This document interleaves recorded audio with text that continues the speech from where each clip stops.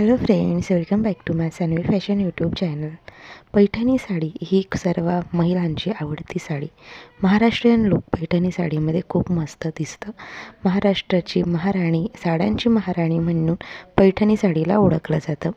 साड्यांमध्ये कितीही प्रकारच्या साड्या निघतात, मात्र पैठणीसारखी साडी कुठलीच नाही आहे. आणि यामध्ये वेगवेगळ्या प्रकारच्या व्हेरायटीज देखील आपण पॅटर्न्स देखील पाहत असतो. आता पैठणी साडी ही खूप भरगच्च साडी असते आणि ही साडी पारंपरिक लूक आपल्याला देते. सोबतच ही साडी लग्न विवाह सोहळ्यामध्ये तसेच इतर कुठल्याही पारंपरिक सोहळ्यामध्ये आपण नेसण्यास खूप आवडीने नेसत असतो. मग पैठणी साडीवरती परफेक्ट लूक जर तुम्हाला पाहिजे असेल तर त्यावरती दागिने चूज करताना चुकू नये.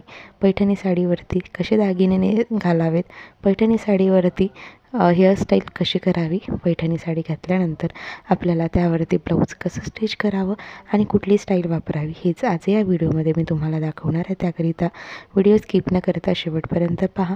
आणि अजूनही माझ्या सानवी फॅशन यूट्यूब चॅनलला सबस्क्राईब केलेलं नाही आहे तर चॅनलला सबस्क्राईब करा आणि असेच फॅशन आणि ट्रेंडिंग टिप्स पाहण्यासाठी बेल आयकॉनलाही प्रेस करा. पैठणी साडी ही यामध्ये कुठल्याही प्रकारची पैठणी तुम्ही नेसत असाल पैठणीमध्ये, कारण भरपूर अशी व्हेरायटीज आहेत.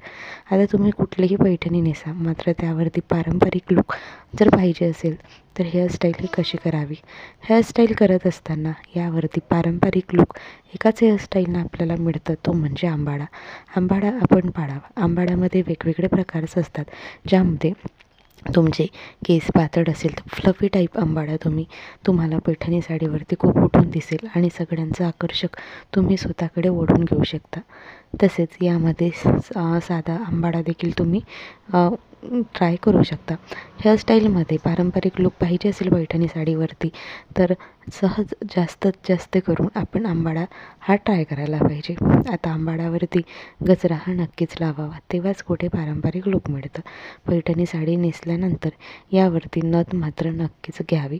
आता नथ आपण नक्कीच घालावी. आता या नथमध्ये कुठल्या प्रकारच्या नथ वापराव्यात, सहसा करून मोतीची नथ हे खूप सुंदर दिसतं, म्हणून पैठणी साडी नेसल्यावरती मोतीची नथ हे वापरावी. त्यानंतर दागदागिने कसे असावेत, दागदागिन्यांमध्ये तुम्ही गोल्डचे दागिने वापरू शकता. यामध्ये गोल्डचे दागिने खूप सुंदर आकर्षक लूक मिळते. दुसरं म्हणजे मोत्यांचे दागिने. मोत्यांचे दागिने तर अगदी उठूनच दिसत असतात. यामध्ये मोत्यांच्या दागिन्यांमध्ये छोटासा हार आणि तसेच लॉंग हार तुम्ही वापरू शकता. मोत्याची कानातले, सोबतच मोत्यांच्या बांगड्या आणि आपण मोत्यांची नथ असा साज जर तुम्ही पैठणी साडीवरती केला तर खूप अगदी आकर्षक तुम्ही दिसाल.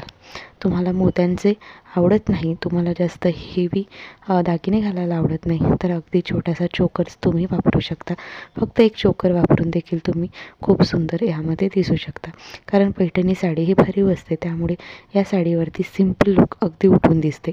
खूप जास्त भरून मेकअप करण्याची किंवा खूप जास्त भरून दागिने घालण्याची आवश्यकताच पडत नाही, कारण ही साडीच भरीव असते. याचा काठपदर खूप उठून दिसतो आणि मग यावरती सिम्पलमध्ये तुम्ही चोकर किंवा दागिने देखील वापरता.